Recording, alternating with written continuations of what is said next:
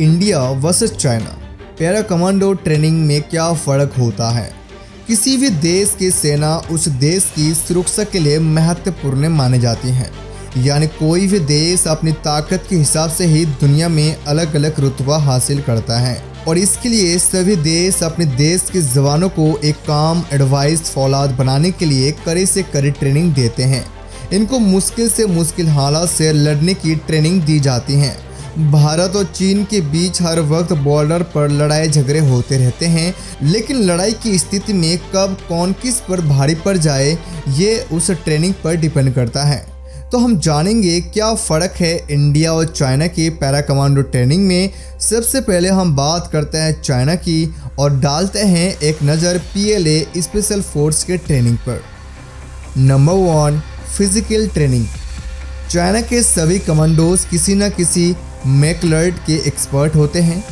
ये एक ज़रिया होता है शरीर को सर से पाँव तक मजबूत बनाने का। PLA अपने जवानों को सर से पत्थर तक टकरा जाने का भी ट्रेनिंग देती हैं। इनके जिस्मों को इतना मजबूत बनाया जाता है कि ये लकड़ी के मोटे मोटे गड्ढों की आसानी से तोड़ देते हैं। इस ट्रेनिंग में कई बार सर पर भी घायल हो जाते हैं, लेकिन फिर भी वो हार नहीं मानते और फौलाद बनने के लिए अपनी कड़ी परीक्षा देते रहते हैं। Number 2, insertion training. PLA यानी कि पीपल्स लिबरेशन आर्मी अपने जवानों को कुछ ऐसे ट्रेन करते हैं कि वो दुश्मन के इलाके में किसी भी रास्ते से घुस पाए, फिर चाहे वो रास्ता समंदर से हो, हवा से हो या फिर ज़मीन से ही क्यों ना हो। जवानों की पानी की ट्रेनिंग में शामिल होते हैं 10 किलोमीटर लंबी स्विमिंग। इन छोटे छोटे आइलैंड पर रहने की सर्वाइवल ट्रेनिंग दी जाती है।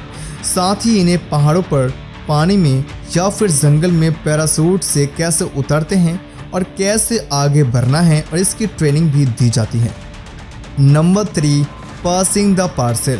अगर आप लोग सोच रहे हैं कि पासिंग द पार्सल एक बच्चों का गेम होता है और इसमें खतरनाक क्या ही है, अगर आपको नहीं पता तो हम आपको बताते हैं कि चाइना की सोल्जर्स असल में ये गेम जिंदा ग्रेनेड से खेलना पड़ता है। ये ग्रेनेड एक दूसरे तक तब तक पास करते रहते हैं जब तक ये जहां से वापस शुरू नहीं हुआ था वहां तक वापस नहीं जाता, और ये खेल तब तक चलता रहता है जब तक आखिरी सोल्जर्स उसे फटने से पहले ज़मीन पर दबा ना दे।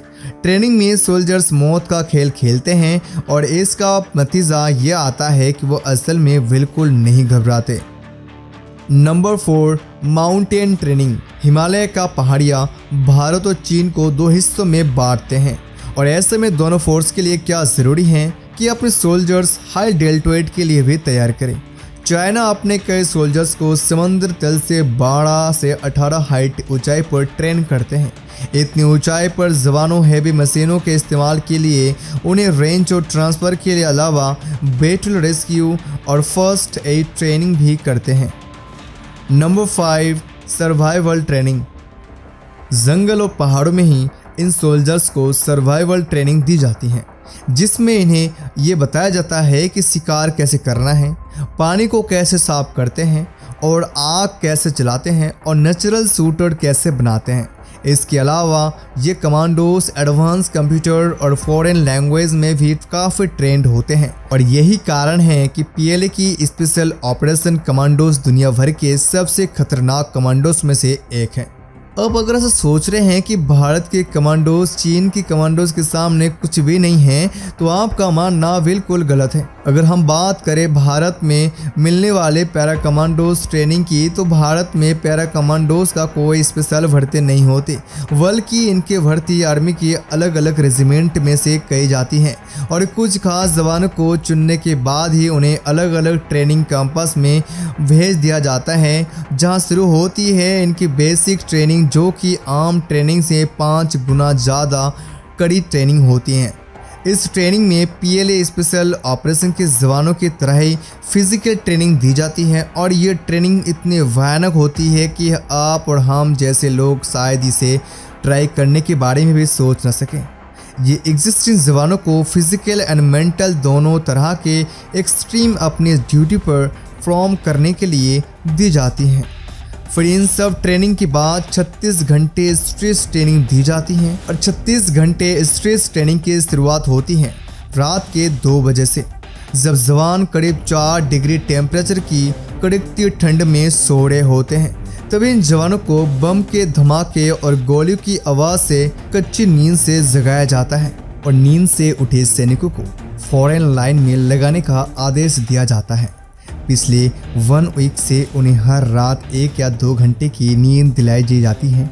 ये पैरा कमांडो के बेहद मुश्किल 36 घंटे स्ट्रेस ट्रेनिंग की शुरुआत है। दिमाग और शरीर से थक कर चूर हो चुके सोल्जर्स को एक बार फिर से रूटीन एक्सरसाइज और ये सिलसिला तब तक चलता है जब तक इनमें से कुछ सैनिक हार नहीं मान लेते। इसके बाद ही ड्रॉपर्स पर 13 केजी वजनी बेच दिया जाता है और उन्हें 2 घंटे में 10 किलोमीटर लंबी खाड़ी पहाड़ियों पर चढ़ना होता है। और एक खास बात, इन सोल्जर्स में से एक सादी वर्दी में एक और सोल्जर्स होते हैं जो कि इन्हें वापस रेजिमेंट में लौट जाने के लिए उकसाते रहते हैं।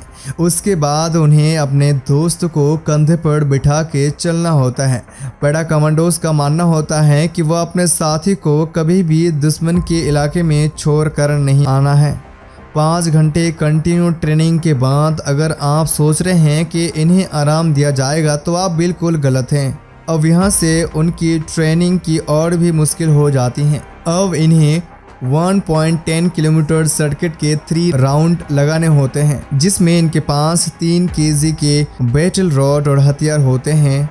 साथ ही हर राउंड में इनका वजन बढ़ा दिया जाता है। फर्स्ट राउंड में 20-20 के भरे हुए कैंस दिए जाते हैं और सेकंड राउंड में ट्रक के टायर और थर्ड राउंड में इन्हें लकड़ी का भारी भरकम वजन दिया जाता है, जिसका वेट 30 से 70 किलो तक होता है। हर राउंड को कंप्लीट करने के लिए इनके पास सिर्फ 1 घंटे का टाइम होता है। ये कंटिन्यू ट्रेनिंग पिछले 9 घंटे से लगातार करने होते हैं। कमांडोज बिना खाए पिए लगातार ट्रेनिंग कर रहे होते हैं, जिसकी वजह से इन कमांडोज की सारी ताकत निचोड़ चुके होते हैं। अब इस बात से इन कमांडोज को हैंड और लेग्स बांध के इन्हें 12 फुट गहरे पानी में डाल दिया जाता है। पानी में इनके साथ और एक कमांडो होते हैं जो इन्हें सिर्फ जिंदा रहने लायक ऑक्सीजन देता है। इस ट्रेनिंग का मकसद होता है जवानों के दिल से डर को पूरी तरह से निकाल देना। अब तक 36 घंटे में से सिर्फ 14 घंटे ही पूरे होते हैं। इसके बाद इन्हें एक खास तरह के लिक्विड दिया जाता है जो कि देखने में ऐसा लगता है कि जैसे किसी ने इन्हें गटर के पानी दे दिया हो। असल में ये एक जूस होता है जिसमें ड्राइंट्रिक सॉल्यूशंस मिला होता है। ट्रेनिंग में इस लिक्विड को गंदा पानी बताया जाता है। इस तरह इन्हें फिजिकल ट्रेनिंग को किसी तरह से कंप्लीट हो जाती हैं। फिर बात आती है इनकी मेंटल ट्रेनिंग की, जिसमें इन पर बहुत दबाव डाला जाता है। इनके चारों तरफ कमांडो चिल्लाए होते हैं कि लाल पीले लाइट जल रहे होते हैं और इतने सारे दबाव में इन्हें कई सारे सवालों के जवाब देने के लिए कहा जाता है। इसके बाद इनके मेडिकल चेकअप होता है और इसमें जो जवान फिट पाए जाते हैं उन्हें 10 के आगे स्पीड मैच में भेज दिया जाता है और इस स्पीड मैच के बाद 20 घंटे भूखे जवानों को खाना तो दिया जाता है, लेकिन बिल्कुल रूखा सूखा खाना खाने के बाद इन पर नींद काबू होने लगता है। लेकिन ट्रेनिंग के टीम इनसे अलग अलग काम करवाती है ताकि अगले 6 घंटे तक सोए ना।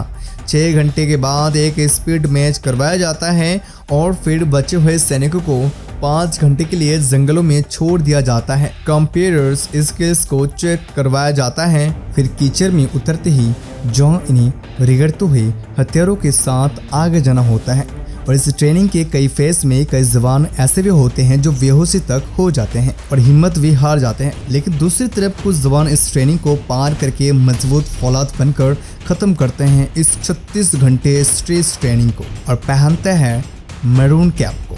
इंडिया हो या चीन, दोनों ही देशों के सोल्जर्स अपने तरफ ट्रेनिंग और कॉम्पैक्ट स्किल के लिए जाने जाते हैं।